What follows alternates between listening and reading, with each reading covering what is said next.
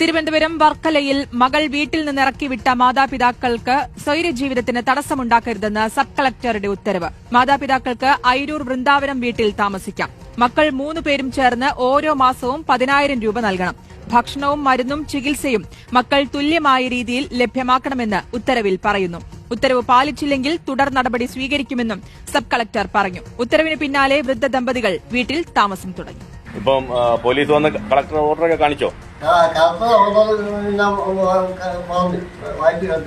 സന്തോഷം അന്ന് തന്നെയായി. പോയിട്ട് അന്ന് തന്നെ സന്തോഷപ്പെട്ടാണ് വന്നപ്പോഴാണ് ഈ പ്രശ്നം വന്നപ്പോൾ സംഘം കൂടി കേറ്റ് കൂട്ടി ഞങ്ങൾ ഭയങ്കര സന്തോഷത്തിൽ ഒന്നാണ്.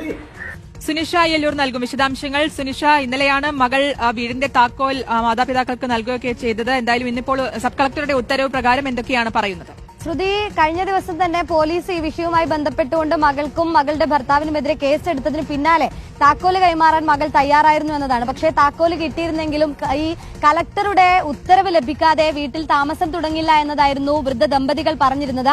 അതിന് പിന്നാലെ ഇന്ന് രാവിലെ തന്നെ സബ് കളക്ടറുടെ ഉത്തരവുമായി അയിരൂർ പോലീസ് എത്തുകയും വീട്ടിലേക്ക് ഇവർ താമസം തുടങ്ങുകയുമാണ് ചെയ്തത്. പ്രധാനമായും ഈ ഉത്തരവിൽ പറയുന്നത് മക്കൾക്കുള്ള ചില